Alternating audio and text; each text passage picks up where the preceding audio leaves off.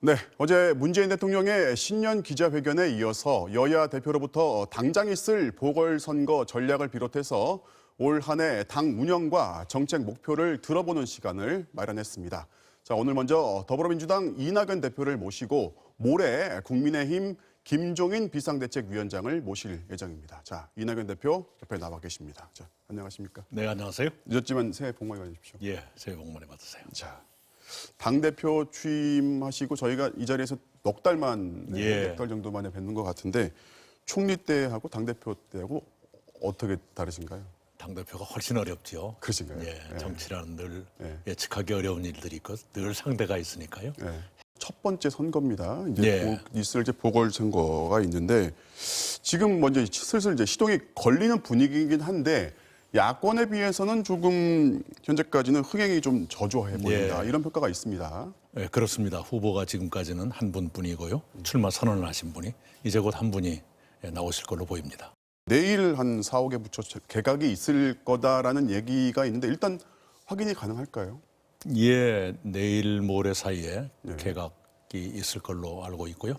예, 그리고 서울시장 출마 의사를 이미 표명하고 있는 박영선 중기부 장관도 정부에서 나와서 선거에 뛰어들 걸로 보입니다. 자, 그러면 일단은 여당에서는 이제 박영선, 우상호 이제 네. 두 2파전으로 가는 건데요, 당장은. 네, 네. 혹시 뭐 누가 후보로 더 추가로 나올 수 그렇지는 있는지 않을 것 아니면 같습니다. 깜짝 인사가 혹시 그런 건 있는지. 없을 것 같습니다. 없을 것 같습니다. 네. 혹시 당에서 내각으로 추가로 좀 더 들어가시는 분이 있으실 수도 있겠죠. 있으시고요. 네, 제가 미리 말씀드리는 건 뭐하고요. 또 제가 다 알고 있는 것도 아니고요. 네. 몇 분 정도는 있을 것 같다. 예, 그렇게 많지는 않을 겁니다만. 많지는 않을 것 같다. 알겠습니다. 사면 얘기를 예, 여쭙겠습니다. 어제 대통령께서 이제 지금은 말할 때가 아니다라고 입장을 정리를 했습니다. 대표께서 이제 연초에 국민 통합을 위해라는 조건을 붙여서 이제 사면을 언급하셨는데 일단 그 소신에 변함은 없으신지요? 대통령께서 여러 생각을 말씀하셨죠. 지금은 말할 때가 아니다.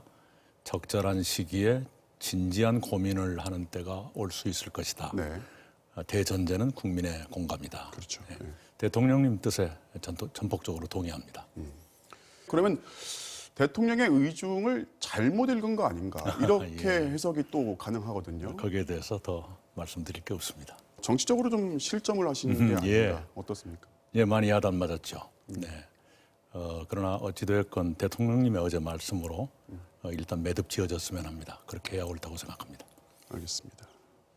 지지율 하락 정치인이고요. 네. 가장 유력한 대선 후보 중에 한 분이시니까 뭐 이거를 해서 무시할 수는 없을 거라고 보고요. 하락세가 좀 뚜렷합니다. 사실은. 뭐 여러 가지 답답함이 있으셨을 겁니다. 저 자신의 흠결도 있었을 거고요. 또 국회에서 입법 각축을 하다 보면 욕심대로 안 되는 답답함도 있죠. 네. 그런 여러 가지가 종합된 결과라고 생각합니다. 어쨌든 지금의 상황을 반전시키기 위한 정치적 행보를 어떤 구상하시는 게 있는지요? 그렇다기보다는요. 지금 제 앞에 놓인 일을 충실히 하는 것. 그것이 당장 급하지요. 또 하나 꺼내놓으신 이제 화두 같은 게 이제 이익공유제입니다. 예. 지금 이게 어떻게 지금 진행이 되고 있는 겁니까? 어떻습니까? 예, 저희가 프로그램을 준비하고 있고요. 네. 그리고 자발적 참여를 유도할 만한 인센티브를 찾고 있습니다. 이달 안에 제시할 수 있을 것입니다. 예, 조금만 공개를 해주신다면. 이익공유제가 문재인 대통령의 대선 공약이기도 했고요. 네. 힐러리 클린턴 후보의 공약이기도 했습니다. 네. 네, 조금 더 제도화해보자. 제도화라는 게 강제가 아니라 인센티브를 드리면서 참여를 유도해보자.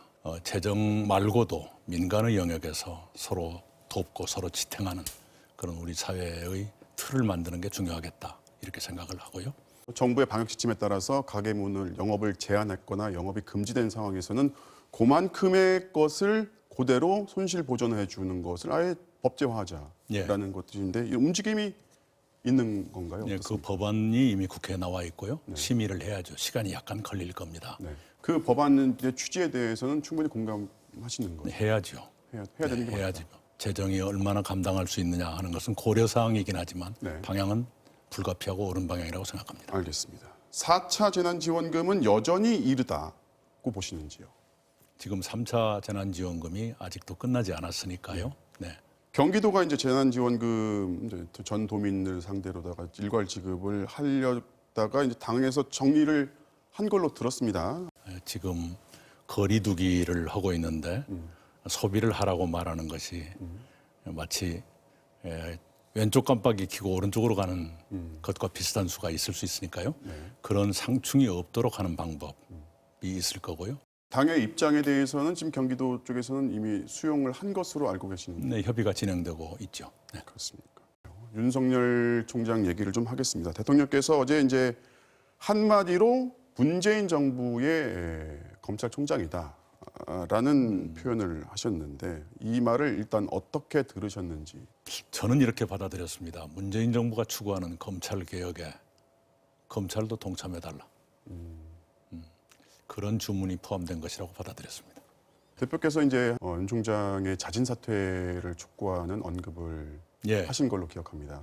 자, 그럼 좀 맞지 않는 거 예, 아닌가? 그 당시에 정부 여당이 한 팀으로서 그런 일이 있었습니다. 결과적으로 썩 좋은 결과를 낳지 못했죠.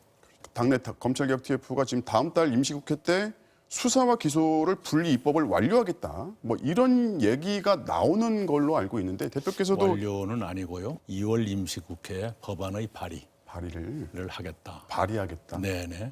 그리고 상반기까지 법안을 처리하겠다. 일정과 속도에 대해서는 동의를 하십니까? 네, 당내에서 받아들이고 있습니다.